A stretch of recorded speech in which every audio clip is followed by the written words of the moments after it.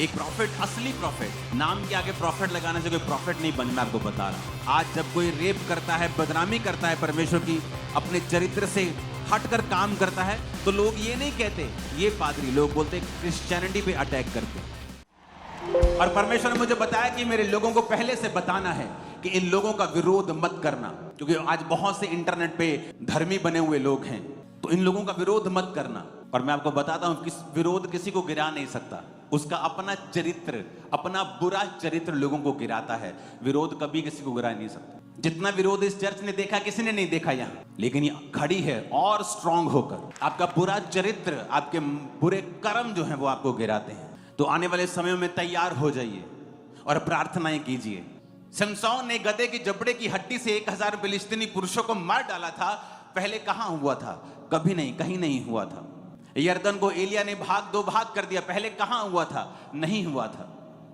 क्योंकि जब परमेश्वर अपने लोगों को बुलाता है तो उन्हें ऐसे वरदान और गिफ्ट्स और ऐसे टैलेंट्स और स्किल्स देता है जो पहले कभी नहीं देखे जाते। आप जो प्रार्थनाएं कर रहे हैं, आप जो बो रहे हैं, आप जो प्रेयर्स कर रहे हैं, आप जो फास्टिंग कर रहे हैं, आप जो इस दर्शन में सम्मिलित हैं, कुछ सामने से फाइट कर रहे हैं, कुछ पीछे से फाइट कर रहे हैं, आप सबके लिए परमेश्वर ने एक बड़ा प्रतिफल ठहरा है, बहुत बड़ा प्रतिफल ठहराया है आप लोगों के लिए। मैं आपको बता रहा हूं, आपकी फैमिली ब्लेस होगी, आपका हस्बैंड, आपकी वाइफ, आपके बच्चे, जो कुछ भी आपके साथ जुड़ा हुआ है वो सब कुछ आशीषित है यीशु मसीह के नाम। आपने जो परमेश्वर के लिए फाइट किया है, आपका प्रतिफल बड़ा है और आप उसे देखेंगे इसी पृथ्वी के ऊपर। आप देखेंगे बदलते हुए समय को, आने वाले समय में जो आज बहुत ऊपर है और शैतान के जगह के ऊपर, उसे गिरता हुआ भी आप देखेंगे आने वाले समय में। चर्च की प्रार्थनाओं के द्वारा सब कुछ हो सकता है। अलर्ट रहें, अपने पास्टर्स के लिए प्रार्थना करें, अपनी सेवकाई के लिए प्रार्थना करें, अपने लिए प्रार्थना करें। जितनी पहले कभी नहीं की उतनी प्रार्थना करें, जितना वचन पहले कभी नहीं पढ़ा उतना पढ़ें, क्योंकि आने वाले समय में अगर शैतान बड़ी चीजें, बड़े डंडे लेके खड़ा है, तो परमेश्वर बड़ी आशीषें लेके भी आपके सामने खड़ा है। दो तरह के लोग होते हैं, एक तो फ्लो के साथ चलने वाले। विरोध हो रहा है तो कुछ दिन रुक जाते हैं, चर्च नहीं जाते, जब ठीक ठाक माहौल हो गया तो फिर चर्च में निकल पड़ते हैं। तो परमेश्वर का आत्मा बता रहा था कि जो विरोध आप देख रहे हो स्टेट्स में, अलग अलग जिन स्टेट्स में आप विरोध देख रहे हो, उन स्टेट्स में सबसे अधिक प्रभु का काम भी आप देखोगे। और परमेश्वर चुन चुका है लोगों को, और परमेश्वर जाहिर कर रहा है उनको, और बहुत से लोग नए खड़े होंगे, बड़ी बड़ी मिनिस्ट्रीज को वो चलाएंगे, बहुत से लोग खड़े होंगे। इसलिए मैं कहता हूं यीशु मसीह धर्म बनाने नहीं आए, धर्म बदलने नहीं आए। धर्म तो रुकावट पैदा करता रहा है जीसस क्राइस्ट के रास्ते में। उसको पकड़वाने वाले भी वही थे जो धर्म के अगुए थे, सदूकी और फरीसी और महायाजक और याजक। इसलिए परमेश्वर का आत्मा अपने लोगों को बता रहा है पहले ही कि जब ये नई खेप तैयार होगी मजदूरों की, जब ये नए हथियार, परमेश्वर के माइटी वेपन तैयार होंगे, माइटी हथियार जब परमेश्वर खड़ा करेगा इनको, तो किसी को बताने की जरूरत नहीं पड़ेगी। उनके काम बताएंगे वो परमेश्वर की ओर से हैं, और जो लोग उनका विरोध नहीं करेंगे वो बरकत को पाएंगे। आमीन। जब एक उजाला आपकी लाइफ में आना होता है, या एक बहुत बड़ी गवाही बननी होती है, या परमेश्वर का कोई खास प्लान है आपकी लाइफ में, आपको पता है शैतान आपकी लाइफ में बड़ा गेम करने की कोशिश करता है। आपको यह बड़ी परीक्षा से निकलना पड़ता है। एक प्रॉफिट, असली प्रॉफिट, नाम के आगे प्रॉफिट लगाने से कोई प्रॉफिट नहीं बन, मैं आपको बता रहा हूं। और उसकी कॉलिंग थी कि वो जब पियानो बजाता था तो परमेश्वर का आत्मा उससे बात करता था। और जब वो व्यक्ति परमेश्वर की बुलाहट में आने वाला था और परमेश्वर उसे एज ए प्रॉफिट चुनने वाला था, एक गाड़ी वो चला रहा था और उसके दोनों हाथों की उंगलियां एक एक्सीडेंट में और दोनों हाथों की कलाइयां टूट गई थी। और वो इतना निराश हो गया क्योंकि उसे 40 साल लग गए अपनी बुलाहट समझते समझते। और जब वो 40 साल का होकर अपने काम को भी शुरू करने वाला था, एक नया इंसिडेंट उसकी लाइफ में होता है और उसकी उंगलियां टूट जाती हैं, रिस्ट टूट जाती है और दोनों हाथों के ऑपरेशंस होते हैं। एक ऑपरेशन होता है, फिर अगले दिन दूसरा ऑपरेशन होता है। उसके हाथों में प्लेट्स डाली जाती हैं, उंगलियों में पिन्स लगा लगा कर उसके हाथ को सीधा किया जाता है। और डॉक्टर उसको पता क्या बोलता है कि मेरे भाई, अब पूरी लाइफ में आप पियानो कभी उस तरह नहीं बजा पाओगे, आप बस ठीक हो जाओ, यही बहुत बड़ी बात है। और उसने अपनी गवाही में लिखा, कहता मैं इतना टूट गया अपनी लाइफ में कि मेरे सामने सिर्फ अंधेरा नजर आ रहा था। एक तरफ से मेरा विरोध हो रहा था, एक तरफ से मैं अपनी कॉलिंग को प्रूफ करने के लिए कि मुझे प्रभु ने ही चुना है संघर्ष कर रहा था, और दूसरी तरफ से मेरे हाथ टूट गए और लोग कहने लगे कि परमेश्वर ने इसको सजा दी है। उसने प्रार्थना करनी शुरू की, उसने परमेश्वर में समय बिताया, आंसू बहाए, और 3 महीने के बाद 4 महीने के बाद हाथ थोड़े थोड़े खुले। और कहता जब मैं पियानो मैंने बजाना स्टार्ट किया, ये दुनिया का सबसे भयंकर दर्द था जो मुझे होता था, पर अपनी बुलाहट को मैंने छोड़ा नहीं। कहता डॉक्टर की बात सही साबित हुई, मैं उस तरह पियानो नहीं बजा पाया बल्कि उससे भी अच्छा अब मैं बजाने लगा था। कहता उसकी बात सही थी कि मैं उस तरह पियानो कभी नहीं बजा पाऊंगा। कहता अब मैं जब पियानो बजाने लगा तो परमेश्वर का आत्मा मुझसे बात करता था। जब आप मसीह में चलने लगते हैं कोई घटना हो जाती है, आप मसीह में चलने लगते हैं, मेरे बिजनेस को आग लगा दी। आप मसीह में चलने लगते हैं, अचानक से एक बीमारी घेर लेती है। आप मसीह में चलने लगते हैं, और वो भी तब जब आपको लगता है कि अब मुझे ये काम करना है, मैं तैयार हूं। और हमें लगता है अगर परमेश्वर मुझे इस्तेमाल करना चाहता है तो ये क्यों हो रहा है मेरे साथ। जब परमेश्वर ने 2007 में सेवकाई के लिए मुझे बुलाया तो मेरे सबसे बड़े तगड़े विरोधी पास्टर्स थे, मेरे अपने लोग, और मैं पूरी तरह से स्ट्रेस में अपनी लाइफ को बिताता था क्योंकि हर रोज वो मुझ पे नया इल्जाम, नई चीजें लगाते थे। और जब ये सेवकाई शुरू हुई और मैं आगे अभी बढ़ना ही था, अभी सोच ही रहा था कि मीटिंग को स्टार्ट करें, मेरे को एक फीवर होता है, सबको हो सकता है, दवाई खाई ठीक हो जाएगा, 1 दिन 2 दिन, चलो 3 दिन, चलो 1 हफ्ता, चलो 15 दिन। भाई साहब वो 1 महीना 102, 103, 101 रोज बिना नागा बिल्कुल वीक हो गया हूं। प्रभु मैं, तू मुझे वाकई इस्तेमाल करना चाहता है? मैं तो अभी मैंने भी तो शुरू भी नहीं किया चर्च, तो अभी जस्ट मैं लोगों से बात कर रहा हूं, अभी जस्ट मैंने थर्सडे मीटिंग भी स्टार्ट नहीं किया और मेरी ये हालत है। और शक होने लगता है क्या वाकई प्रभु ने सेवा के लिए बुलाया भी है या मैं ही ऐसे फोर्स कर रहा हूं। अखबार में एक बीमारी का नाम पढ़ा, ब्रूसोलोसिस नाम की एक बीमारी जानवरों से आती है, इसमें बुखार रहता है 102-3 और ये इलाज है। मेरे रोज ऐसा लगता है कि मैं आज मर जाऊंगा मैं, और ये शैतान करना चाहता है हर एक विश्वासी की लाइफ। मैंने कहा अगर मुझे प्रभु चाहता कि मैं खामरा में सेवकाई स्टार्ट करूं तो सेवकाई शुरू करने से पहले मुझे ऐसी बीमारी कैसे हो सकती है। आप इमेजिन कर सकते हैं जब सेवकाई को शुरू किया तब मैं अत्यंत बीमारी की हालत में था, लेकिन बाइबल कहती है विश्वास के बिना उसे प्रसन्न करना अनहोना है।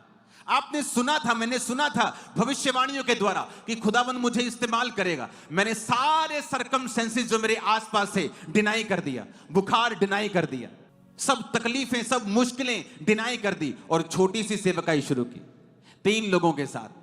प्रचारक कौन है? अंकुर नरूला। दरी बिछाने वाला कौन है? अंकुर नरूला। वॉलंटियर कौन है? अंकुर नरूला। चाय कौन बना रहा है? अंकुर नरूला। चाय बांट कौन रहा है? अंकुर नरूला। बिस्किट कौन बांट रहा है? अंकुर नरूला। मीटिंग खत्म, दरी उठा के पैक कौन कर रहा है? अंकुर नरूला। सफाई कौन कर रहा है?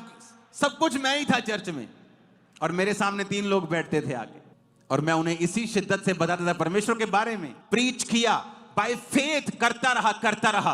बीमारी गायब होती गई, जैसे जैसे मैं आगे बढ़ता गया खत्म होती गई, रिकवर हो गया। और महीने लगे, साल लगे, मैं आपको बता रहा हूं। ऐसा नहीं कि 2-3-4 महीने में फ्री हो गया, नहीं, मीटिंग के बाद मैं बिल्कुल बीमार रहता था, लेकिन परमेश्वर ने मुझे ब्लेस किया। आज विश्वासी क्यों बैकस्लाइड हो जाते हैं या क्यों प्रभु से हट जाते हैं? जब मुसीबतें आती उनको, जब तरह तरह की तकलीफ आती, उन्हें लगता है कि तकलीफ आ रही, उन्हें ये नहीं पता अगली सुबह एक बड़ा छुटकारा तुम्हारा इंतजार कर रहा था। तुम हट गए, तुमने बेवकूफी की है, तुम मूर्ख ठहरे हो परमेश्वर की निगाह में। क्या तुम्हें नहीं पता विश्वास के बिना उसे खुश करना पॉसिबल नहीं है? तुम्हें विश्वास करना होगा और परमेश्वर के पीछे चलना होगा। बाय फेथ हमें परमेश्वर में उन प्रतिज्ञाओं को हासिल करना है जो परमेश्वर ने हमें दी हैं। अगर आप विश्वास में नहीं चलेंगे, शैतान उसका फायदा उठाएगा। शैतान बैड इंप्रेशन पैदा करने की कोशिश करता है। तू चर्च में गया, देख तेरे साथ क्या हो गया, तेरी मां ने तुझे छोड़ दिया, तेरे भाई ने तुझे छोड़ दिया। वो बैड इंप्रेशन बहुत छोटा है। जो बरकत आने वाली है वो आसमान भर के है, जो आशीष आने वाली है वो दुनिया भर की है, जो दुख है वो इंच भर का है, पल भर का कलेश है, और महिमा अनंत होगी, तुम और तुम्हारा परिवार उसे हासिल करोगे। लेकिन विश्वासी आज समझ नहीं पाता। उसे लगता है मैं क्रिश्चियन हूं, मैं कैसे बीमार हो सकता हूं? मैं क्रिश्चियन हूं, मेरे बिजनेस में ट्रबल कैसे हो सकता है? मैं क्रिश्चियन हूं, हमारे घर में यह मुसीबत कैसे आ सकती है? उसे यह नहीं पता कि शैतान तुम्हारा दुश्मन है, ये प्रभु नहीं कर रहा, शैतान कर रहा है, एक बैड इंप्रेशन क्रिएट करने के लिए जब आप खड़े रहते हैं। इसलिए वचन कहता है, याकूब कहता है कि जब तुम दुखी हो तो प्रार्थना करो। तो अपने आप को प्रार्थना में दें, खुदा से बात करें कि जो शैतान कर रहा है उसे वो नाश करे और आपको उठाए और खड़ा करे। जब तक अपने आप को आप प्रार्थना में नहीं देंगे और ऐसे ऊपर आंखें करके ताकते रहेंगे, वो आपकी ओर ताकता रहेगा कि कब तू मुंह खोलेगा, और आप उसकी ओर ताकते रहेंगे कि कब तू कृपा करेगा, और परमेश्वर आपकी ओर देखता रहेगा कब तू मुंह खोलेगा और मुझसे मांगेगा और अपना आप तू मुझे देगा। सूर्य के सामने भी जब बादल आता है तो धरती पर छांव हो जाती है। तो इसका मतलब ये नहीं कि सूर्य छुप गया, बादल उसके सामने है। और धर्मी की ज्योति, बाइबल कहती है, धर्मी उस ज्योति के समान है जो दोपहर तक परफेक्ट होता जाता है। आपकी ज्योति बढ़ने के लिए कुछ देर के लिए बादल आपके सामने आ सकता है, लेकिन वो कुछ देर के लिए आपको छुपाने के लिए है। लेकिन याद रखना, आपकी ज्योति बढ़ती ही जाएगी अगर आपने परमेश्वर को नहीं छोड़ा तो। आपने प्रार्थना नहीं छोड़ी, आपने वचन नहीं छोड़ा, फास्टिंग नहीं छोड़ी, भवन नहीं छोड़ा, आप संगति नहीं छोड़ी। ये हमारी कॉल है बढ़ना, हमारी कॉल है चमकना। आज से आपके बच्चे और आप चमकेंगे। खुदावंद आपको ब्लेस करता है जब आप ऐसे समयों में भी खुदावंद की प्रेज करते हैं। आप जानते हैं बहुत से लोग अपनी लाइफ में श्रापित क्यों हैं? क्योंकि उन्होंने अपने चरित्र से परमेश्वर के नाम की बदनामी की है। आज जब कोई रेप करता है, बदनामी करता है परमेश्वर की, अपने चरित्र से हटकर काम करता है, तो लोग ये नहीं कहते ये पादरी, लोग बोलते क्रिश्चियनिटी पे अटैक करते हैं। जब वो पादरी कहते हैं तो सब पादरियों की लिस्ट में सब आते हैं, और एक गलत व्यक्ति की वजह से सब लोगों पे उंगली उठाई जाती है। जब एक फेक निकलता है तो लोग सबको फेक समझते हैं, और ऐसे लोगों को बिल्कुल शर्म भी नहीं। अगर होती तो इतने गलत काम कभी भी ना होते। अगर आपने नशा छोड़ा है और आपने टेस्टिमनी दी है, उस टेस्टिमनी को बना के रखें। आप प्रभु को फेल कैसे कर सकते हैं? आप जब उस गवाही को देते रहेंगे, परमेश्वर एक बड़ी गवाही आपकी लाइफ में देगा। और ऐसा ही होता है, आप जो आपके पास है आप उसे बोते हैं, परमेश्वर आपको वापस करता है। अगर आप रियल क्रिश्चियन हैं, अपने आप को प्रार्थना में दे दीजिए। सवाल हैं आपके मन में बहुत से, जीसस के पास जाइए, घुटनों पे आइए, जाइए रूम में और उससे बात कीजिए। वो आपके सवालों से नाराज होने वाला नहीं है। जाइए, अपने सवालों को परमेश्वर के सामने रखें। प्रभु ऐसा क्यों है, ऐसा क्यों है, ऐसा क्यों है? और फिर प्रार्थना करें, प्रार्थना करें। पवित्र आत्मा को कहें कि वो आपको समझाए, वो बाइबल पढ़े, आपको परमेश्वर का आत्मा सिखाएगा। बाजार में चलते चलते पवित्र आत्मा आपसे बात करे, किसी बच्चे के बीच से पवित्र आत्मा आपसे बात करे, टीवी देखते हुए पवित्र आत्मा आपको बात कर सकता है। मैं आपको बता रहा हूं, आप न्यूज सुन रहे, लेकिन पवित्र आत्मा आपसे बात कर रहा है आपके विषय में। जो आपने सवाल प्रभु से अंदर पूछा था, परमेश्वर आपके कानों में बात करना शुरू कर देंगे। करके देखें परमेश्वर के साथ। अपने सवालों को दिल में मत रखें और उनको अविश्वास पैदा करने का मौका ना दें, बल्कि उन्हें परमेश्वर के सामने लेके जाएं।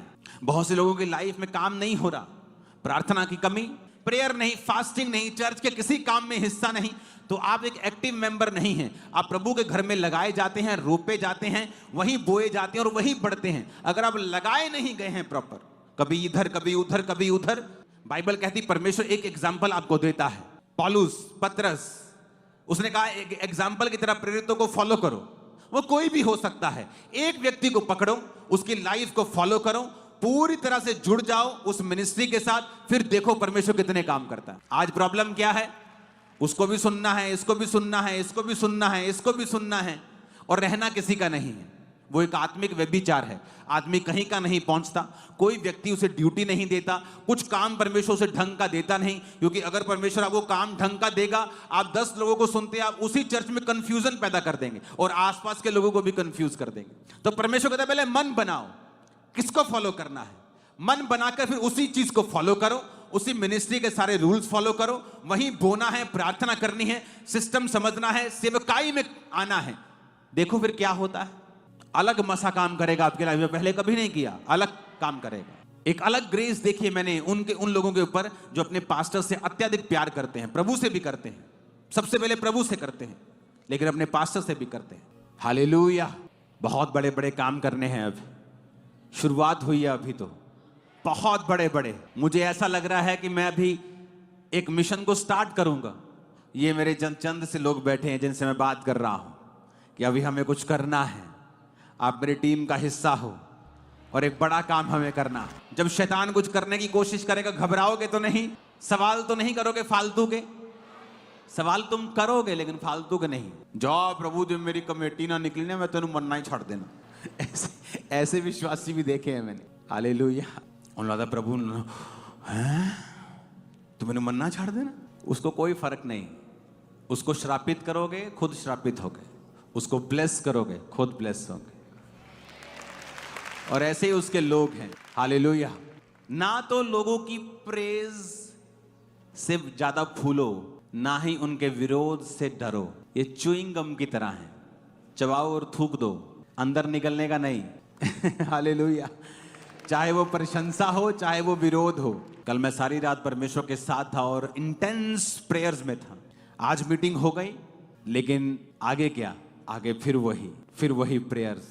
पिछले संडे के मस्से से अगला संडे मत चलाओ, पिछली रेवलेशन से अगला थर्सडे मत चलाओ। इसलिए लोग आपके चर्च में बोर हो जाते हैं। लोग बोलते वो दोबारा नहीं आए क्योंकि आपको देने के लिए आपके पास कुछ नहीं। हालेलुया। तैयार हो? आज आप प्रेयर रिसीव करोगे, पूरी तरह से डिलीवर होके यहां से जाओगे।